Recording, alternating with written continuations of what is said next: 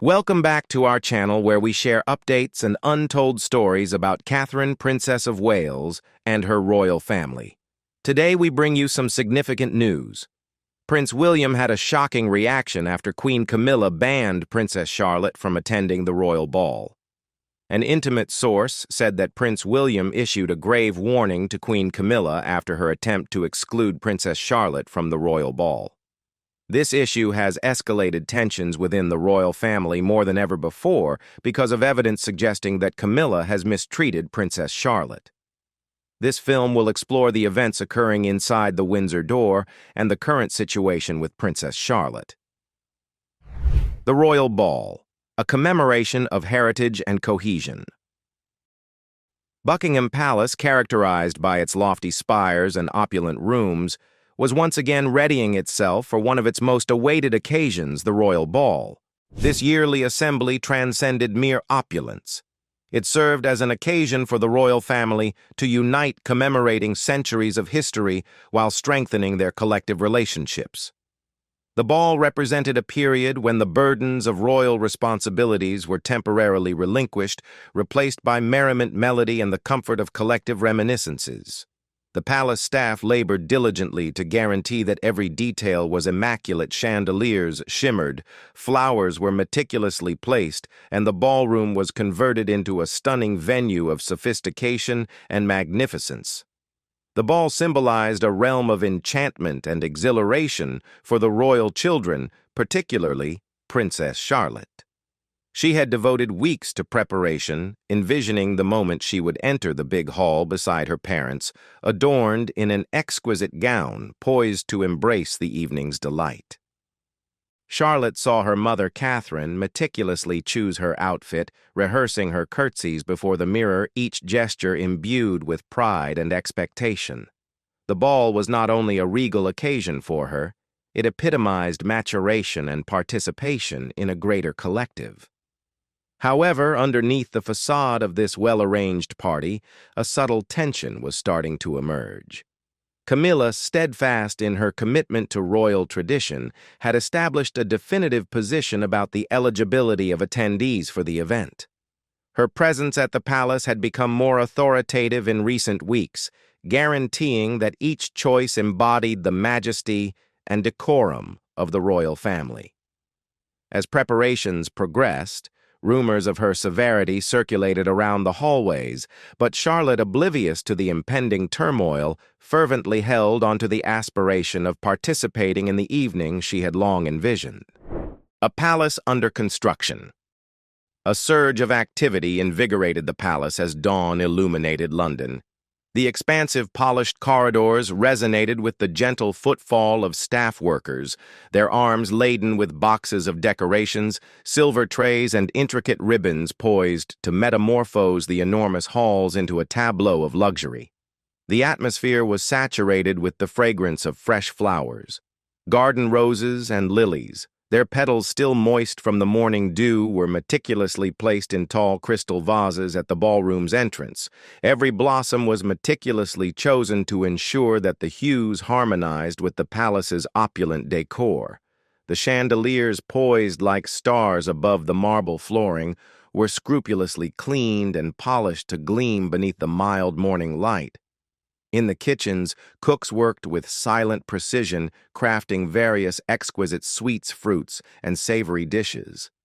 Each item was meticulously prepared, from the little sugar-dusted cakes to the elaborately arranged fruit presentations on silver plates.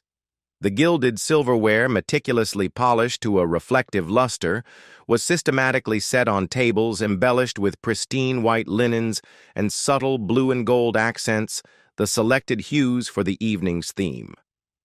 The ballroom served as the focal point of the preparations, surpassing the cooks. Musicians practiced in distant areas, their violins and cellos emitting lovely tunes that harmonized with the delicate rustling of dresses being prepared for final fittings. The palace seamstresses, their needles shimmering in the warm sunshine, executed last modifications to the royal family's garments, ensuring that each stitch was flawless. The vast hall, with soaring windows and ornate mirrors, was an evolving masterpiece, with each detail contributing to the palpable expectation permeating the castle. The guest list meticulously assembled by Camilla mirrored the royal family's profound ties and enduring partnerships.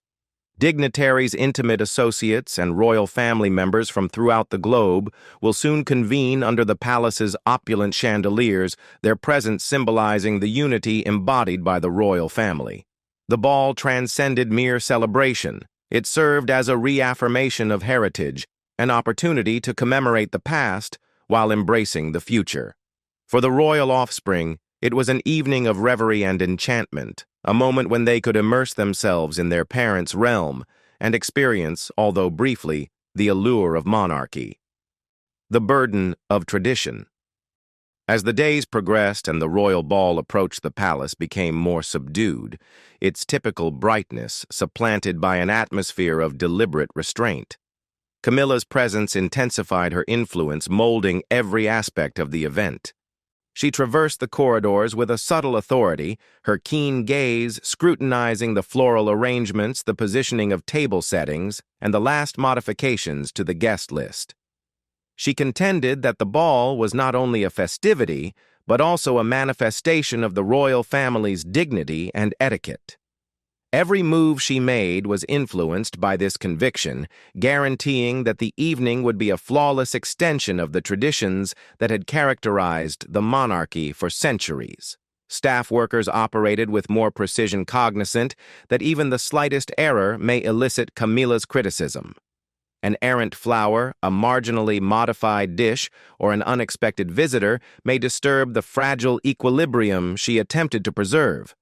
The murmurs throughout the palace intensified as her severity became more apparent. The servants exchanged wary looks, modifying their tasks to meet her expectations, their gestures deliberate and calculated. The ambiance in the children's quarters changed imperceptibly. The customary laughter and joyous energy were replaced by a subdued awareness, as if even the smallest members of the family could perceive the gravity of the forthcoming event. Charlotte, meanwhile, remained oblivious to the anxiety that enveloped her. Every morning she rehearsed her curtsies before the mirror, her little hands clutching the borders of her robe as she flexed her knees in accordance with her mother's instruction. She envisioned herself entering the opulent ballroom, her azure gown reflecting the illumination of the chandeliers accompanied by her family. For her, the ball transcended convention and propriety. It embodied the exhilaration of participating in something enchanting, of experiencing a moment she had long envisioned. The disintegration of an aspiration. The morning of the final preparations came, bringing with it the moment that would devastate Charlotte's aspirations. As she spun before the mirror, her blue gown cascading about her like a gentle murmur of aspirations, Catherine delicately adjusted the ribbon around her waist. The aroma of lavender permeated the atmosphere, and for a fleeting instant the room was imbued with a sense of eager expectation. However, that warmth was ephemeral. Camilla entered Charlotte's room unexpectedly, her strides resolute but deliberate. Catherine immediately turned, perceiving the change in the atmosphere.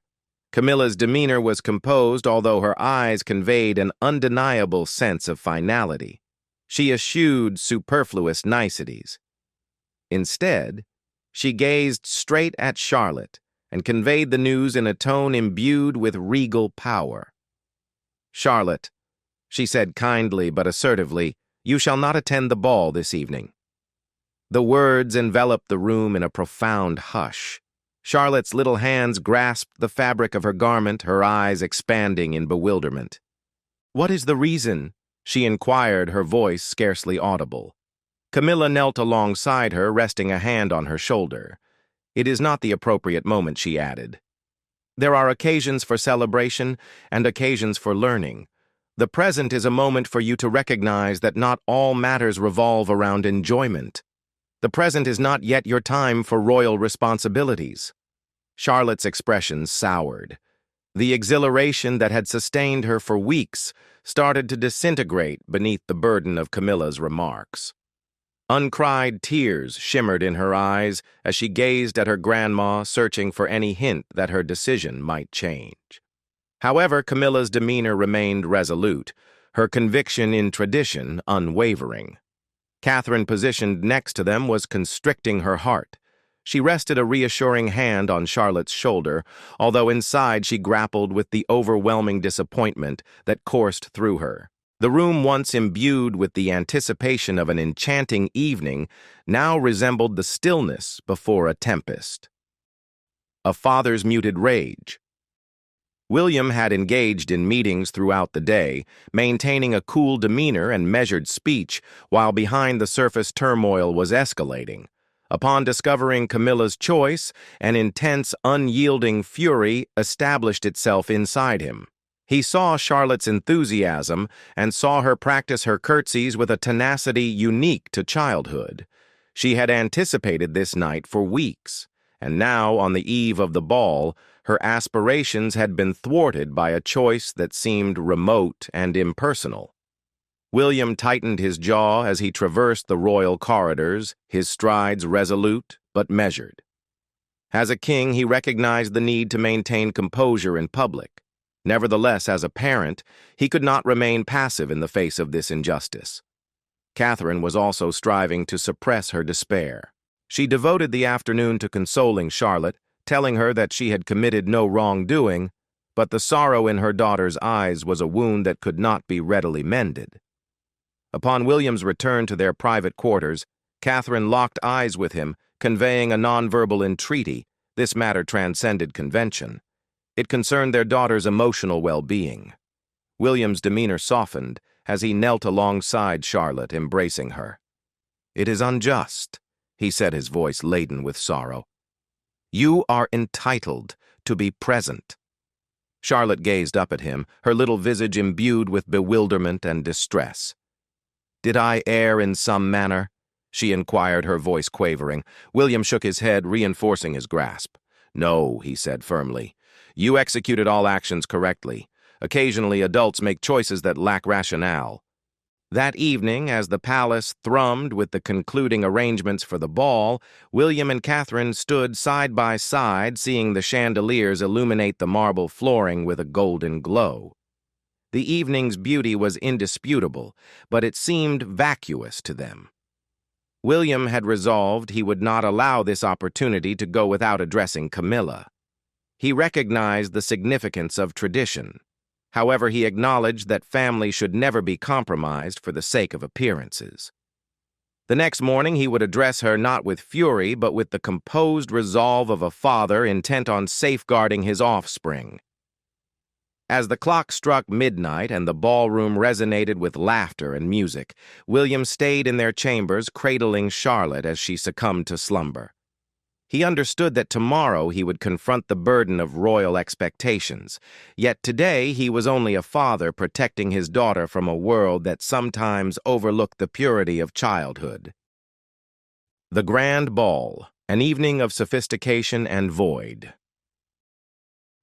The royal ball at Buckingham Palace transpired as a display of elegance, its magnificence unaltered by the lack of a singular princess. The ballroom, illuminated by the warm radiance of chandeliers, exuded grandeur. Crystal glasses refracted light their surfaces, mirroring the gentle tones of the evening's color scheme, subtle blues and golds that cascaded gracefully from the ceiling and bordered the towering windows. The fragrance of fresh roses and lilies permeated the air, blending with the enticing perfume of the royal chef's carefully crafted dishes. The tables, embellished with gilded silverware and crystal vases brimming with cascading flowers, were prepared for the impending feast. Guests came in succession, their footfall resonating gently against the polished marble flooring.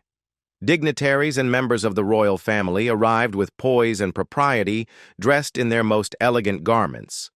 Camilla, the evening's host, welcomed each guest with a serene smile, her cream-colored gown harmonizing with the room's subtle sophistication. She navigated the ballroom with subtle command, ensuring that every aspect of the event conformed to her vision. Her appearance was authoritative, but tranquil, embodying her conviction in the royal family's lasting traditions. The music started a soft song that permeated the room with a festive atmosphere. Couples graced the dance floor, their motions graceful and intentional, the gentle rustle of robes and the subtle tapping of shoes producing a beat that complemented the violins. The visitors laughing intertwined with the music, their voices fluctuating like waves against the palace's opulence. The event served as a reminder to attendees of the beauty and togetherness embodied by the royal family, a realm where elegance and tradition prevailed. However, among the magnificence, a subtle void persisted. In a corner of the ballroom, William remained apart from the festivities, his demeanor poised, but his countenance aloof. The music, although exquisite, seemed to bear a burden that constricted his chest. Every note evoked memories of Charlotte, her joy, her aspirations of dancing under the chandeliers, and the sorrow that had supplanted her enthusiasm. His attention shifted to the youngsters there, their little figures navigating cautiously under the vigilant scrutiny of their parents. A sudden wave of melancholy surged inside him, intense and persistent. Catherine, epitomizing elegance, navigated the throng with a grin that concealed her inner struggle. Her gown, a gentle hue of blue, reminiscent of the evening sky, cascaded about her as she welcomed guests and engaged in courteous dialogue. Nevertheless, her gaze often wandered to the lofty doors of the ballroom as if anticipating a familiar figure that would not materialize. She had organized for updates on Charlotte throughout the night, ensuring her daughter was asleep and comfortable. Nonetheless, this information did nothing to alleviate the pain in her heart. Workers also sensed the gravity of the occasion. Rumors about Charlotte's departure spread subtly, imbued with a collective sorrow for the little princess who had been deprived of her opportunity.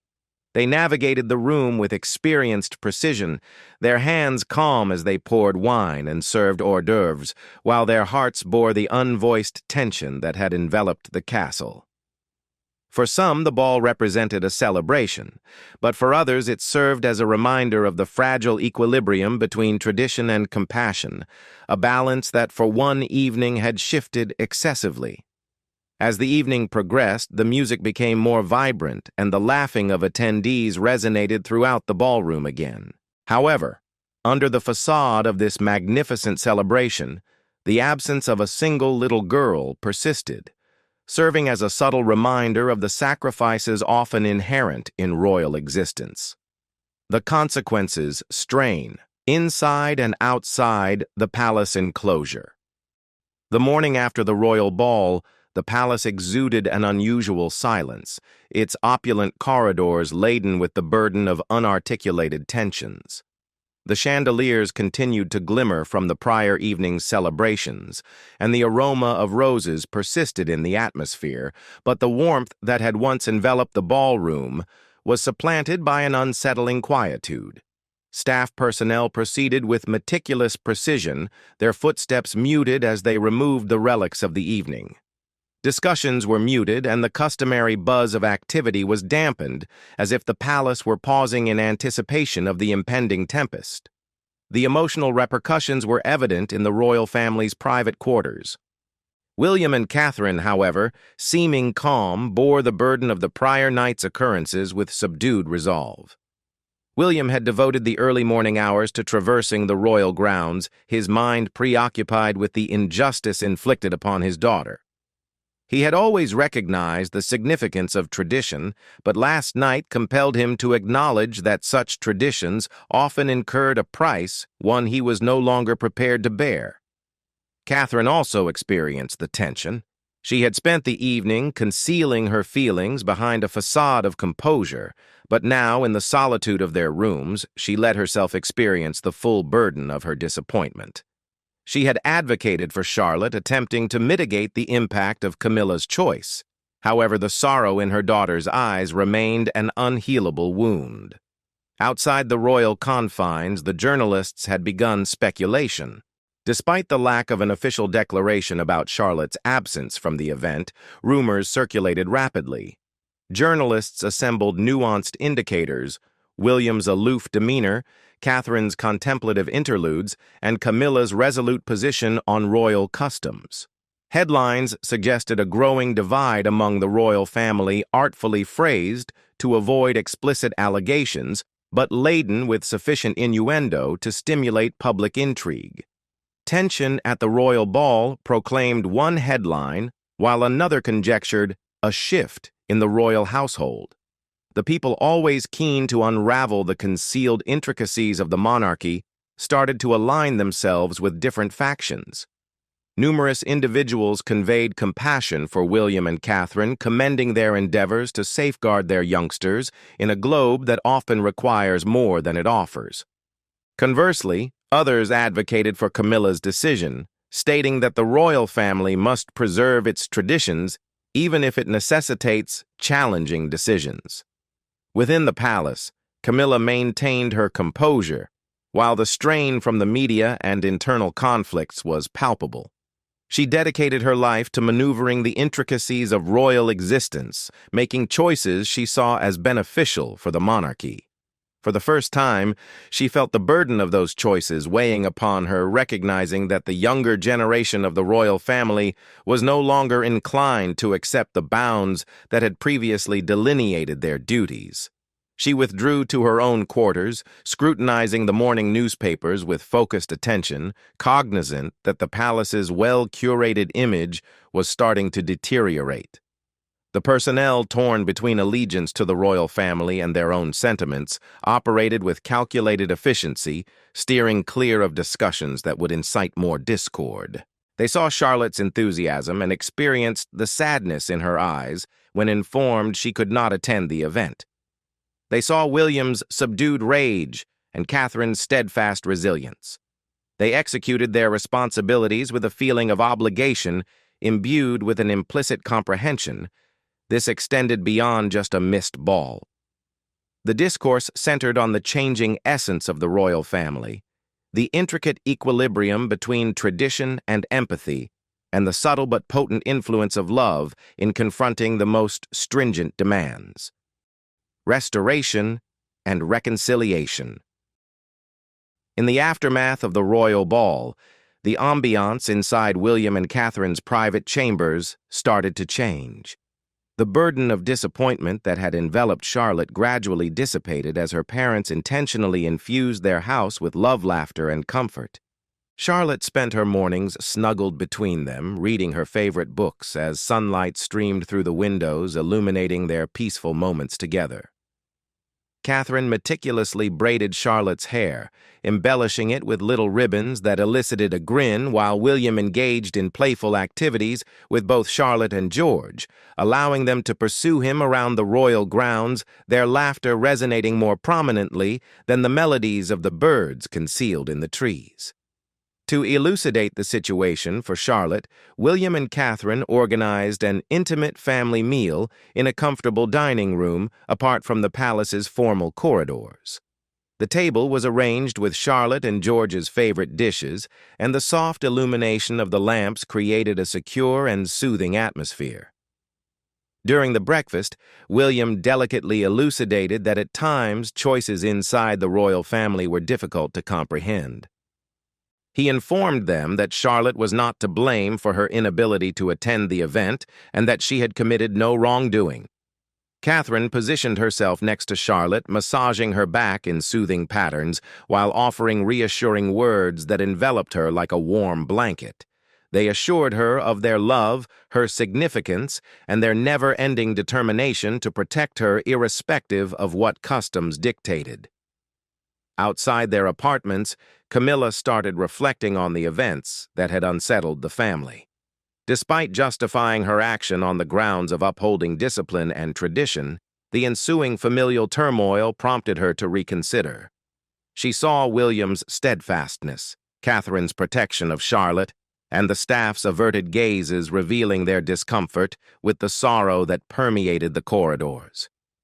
Camilla, with resolute will, resolved to go on a journey toward recovery. One afternoon, while Charlotte engaged in play with her dolls in the sitting room, Camilla softly knocked and entered. She positioned herself next to Charlotte and spoke with her in a kind tone. She recognized that Charlotte had significance within the family, and that adult choices may sometimes seem perplexing and distressing. Charlotte, youthful but astute, listened attentively, her gaze probing Camilla's countenance, perceiving the authenticity in her statements. Camilla subsequently presented Charlotte with a modest gift, a refined bracelet adorned with a little heart-shaped pendant. The act was subtle but sent a message of reconciliation, a tacit commitment from the family to improve and safeguard her emotions and aspirations. A novel era for the royal family. In the following weeks, the royal family faced a dilemma caught between the burden of tradition and the shifting aspirations of a new generation. The circumstances of Charlotte's absence from the royal ball provoked a profound change in the monarchy's treatment of its youngest members beyond ordinary disappointment. William and Catherine, formerly recognized for their composed demeanor inside the palace, have become resolute guardians of their children, prepared to confront entrenched traditions when they conflict with their parenting instincts. Their acts were observed within the palace among the servants, and in public perception, they were seen not just as royal figures, but as committed parents who prioritize their children's emotional well-being above tradition. Camilla had also begun modifying her strategy. While she steadfastly believed in the significance of discipline and decorum, she also recognized that the royal family's power resided not just in its adherence to tradition, but also in its ability to demonstrate compassion. The modest gesture of the bracelet was a first move towards reconciliation. Nonetheless, it was evident that more modifications were needed to guarantee that the younger royals felt esteemed and included within the family's illustrious tradition. Conversations inside the palace have begun on the reassessment of policies concerning children's involvement in royal events, with an increasing focus on achieving a balance between tradition and family affection. As the royal family progressed, the inquiry persisted: how would they maneuver the intricate balance between obligation and love? Will the monarchy persist in adhering to its stringent traditions, or will it adapt to the evolving currents of modernity, guaranteeing that the next generation of royals feels both esteemed by their lineage and cherished as individuals? The solution likely resided in the tranquil instances, the laughing in the palace gardens, the bedtime narratives exchanged between parents and offspring, and the subtle gestures that signified that behind the opulence of the crown, the royal family was fundamentally a family. What is your opinion on Prince William's response to this situation? Do you consider Camilla's choice to be justified, or should royal traditions exhibit more flexibility for the younger generation?